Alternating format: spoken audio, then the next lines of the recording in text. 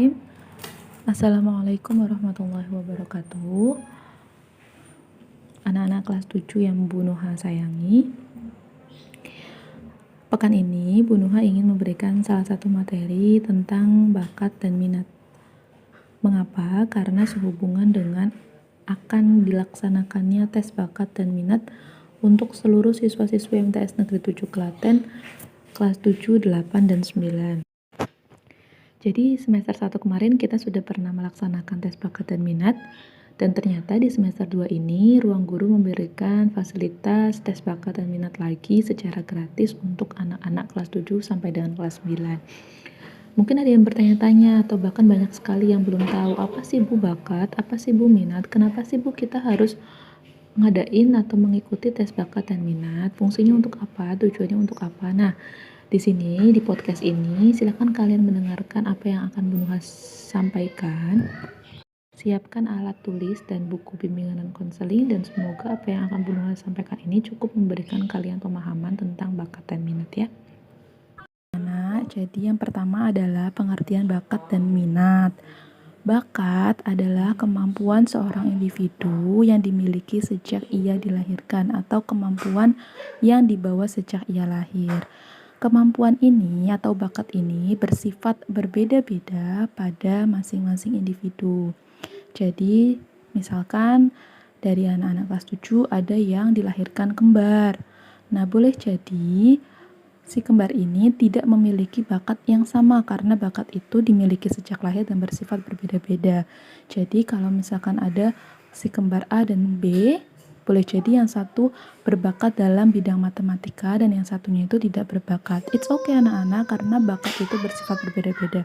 Boleh jadi yang A itu bakatnya di matematika, tapi yang B bakatnya itu ada di bidang verbal atau berbakat dalam hal pidato, mengutarakan kata-kata yang indah, dan lain sebagainya. Jadi bakat itu tidak bisa disamaratakan semuanya harus bisa matematika, itu tidak bisa karena bakat itu bersifat berbeda-beda bahkan meskipun kepada anak yang kembar sekalipun gitu ya.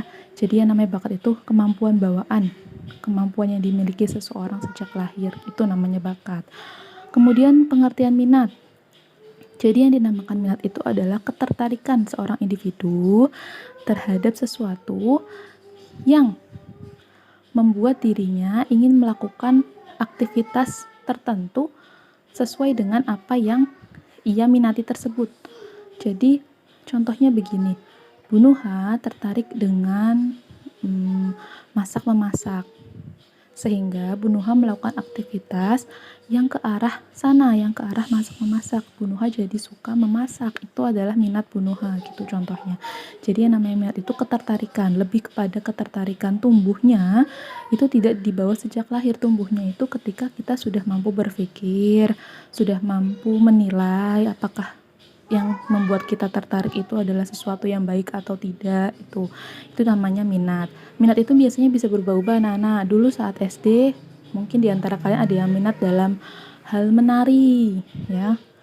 Kemudian setelah MTS kok saya sudah tidak berminat lagi, sudah tidak sering menari, sudah tidak sering melakukan aktivitas menari.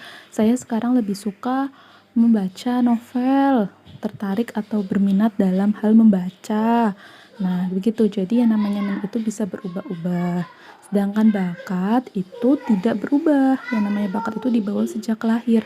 Tetapi meskipun dibawa sejak lahir, seseorang yang berbakat, misalkan berbakat dalam hal matematika, itu tidak bisa dibiarkan saja bakatnya.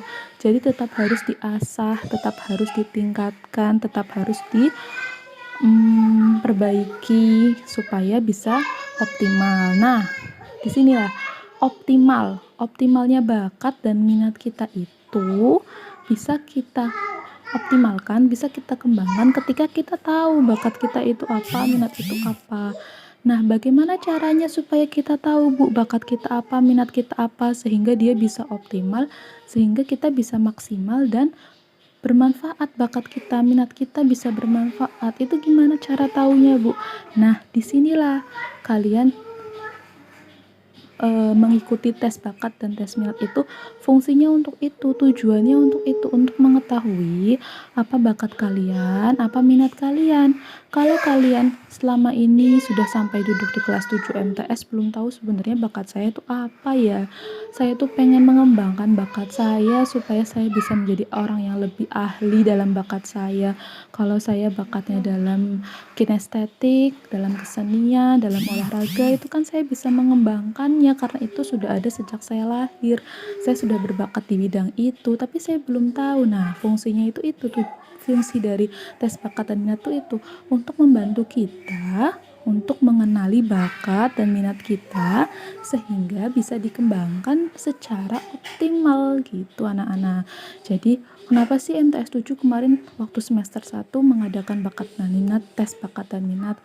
Terus kemudian kenapa sih sekarang ada lagi? Nah, fungsinya itu. Jadi untuk memetakan, untuk memberikan kita pengetahuan apa bakat dan minat kita. Karena dari tes bakat dan minat itu kan banyak sekali ya pertanyaan-pertanyaan yang sebenarnya itu menjurus kepada pengelompokan bakat dan minat gitu. Nah, bakat itu ada apa saja sih, Bu? Bakat itu dibedakan menjadi 2, ada bakat umum dan bakat khusus. Bakat umum itu adalah kemampuan seseorang untuk menangkap informasi, jadi yang umum-umum gitu. Kemampuan berbicara, menangkap informasi dengan baik, mampu mengungkapkan kata-kata, itu adalah bakat atau kemampuan umum yang pasti dimiliki oleh setiap orang, setiap individu. Nah, kalau bakat khusus itu adalah bakat-bakat yang khusus dimiliki oleh orang-orang tertentu. Contohnya apa saja, Bu, bakat khusus? Ada bakat verbal, yaitu bakat untuk mengungkapkan kata-kata, untuk mengutarakan kata-kata. Biasanya orang yang mempunyai bakat verbal ini bisa dengan mudah untuk mengungkapkan isi hatinya, mengungkapkan kata-kata, membuat kalimat-kalimat yang baik. Contohnya orang yang pintar berpidato, mungkin ada lomba pidato dia menang, atau dia bisa melakukan pidato di depan khalayak umum tanpa rasa malu, itu memiliki bakat verbal ya. Atau yang lain selain berpidato seperti Najwa Shihab, kenal ya Mata Najwa, mungkin dia memiliki kemampuan bakat verbal, dia mampu mengutarakan kalimat-kalimat yang indah, bertanya kepada seseorang dengan baik, memberi jawaban dengan baik, itu namanya bakat verbal. Ada juga bakat numerikal, itu mampu dalam angka-angka, cerdas dalam angka-angka. Ada juga bakat skolastik. Bakat skolastik ini bakat percampuran antara kemampuan verbal dan kemampuan numerikal ya, namanya bakat skolastik. Kemudian ada juga bakat relasi ruang. Ini orang-orang yang berbakat dalam relasi ruang biasanya mereka besarnya jadi arsitek. Kalau memang dikembangkan dan ditekuni, mereka bisa menjadi arsitek, menjadi desain interior, maksudnya bisa menggambar, bisa mengerti tentang tata letak ruang, begitu. Bakat mekanik, orang mengerti tentang perkakas, peralatan, mekanik, dan lain sebagainya ya. Itu namanya macam-macam bakat. Tapi bakat ini sekali lagi tidak bisa begitu saja optimal tanpa dikembangkan dengan baik gitu. Jadi fungsinya kalian mengikuti tes bakat dan minat adalah untuk mengetahui bakat kalian apa dan kemudian berupaya untuk mengembangkan bakat kalian secara optimal. Kemudian bagaimana dengan minat, Bu? Nah, yang namanya minat itu kan ketertarikan, jadi bisa berubah-ubah. Tetapi biasanya atau ada kalanya seseorang yang tidak memiliki bakat tetapi memiliki minat, kesukaan, ketertarikan, kecintaan terhadap sesuatu bisa menjadi orang yang lebih baik dibandingkan dengan orang yang berbakat.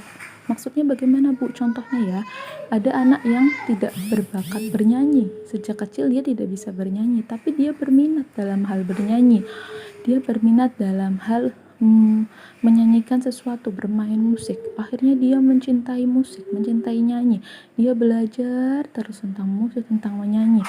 Nah, akhirnya dia menjadi orang yang suaranya enak, musiknya baik gitu.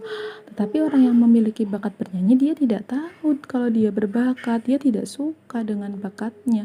Akhirnya bakat menyanyinya hilang dan tidak bisa dikembangkan dengan baik. Nah, inilah fungsinya kita tahu minat kita apa, sehingga kalau kita tahu minat kita apa, kita suka dengan apa, kita bisa menekuninya, kita bisa belajar untuk mengembangkannya dengan baik, begitu. Itu adalah fungsi dan tujuan dari tes bakat dan minat yang kalian hadapi pada pekan ini. Gitu ya anak-anak ya. Semoga apa yang Bu Nuha jelaskan ini sedikit sekali bisa memberikan kalian pemahaman, bisa memberikan kalian pengetahuan sehingga kalian tidak bingung lagi-lagi tes bakat minat, lagi-lagi tes bakat minat untuk apa sih gitu ya. Semoga rekaman suara ini, podcast ini bisa bermanfaat untuk kalian. Silakan dicatat sekiranya ada yang bermanfaat dan penting untuk kalian ingat. Akhir kata, selalu jaga kesehatan, jaga diri kalian selama belajar di rumah. Ingat untuk selalu mengisi buku taubiah, tidak hanya mengisi tapi juga melaksanakan ibadah-ibadah yang diperintahkan oleh Allah dan tercatat pada buku taubiah. Silakan diamalkan, silakan dikerjakan. Semoga itu bisa menjadi amal kalian selama kalian di rumah saja. Jangan lupa juga untuk membantu kegiatan orang tua kalian di rumah, menjadi anak yang soleh dan solehah. Akhir kata, Bu Nuha ucapkan terima kasih. Wassalamualaikum warahmatullahi wabarakatuh.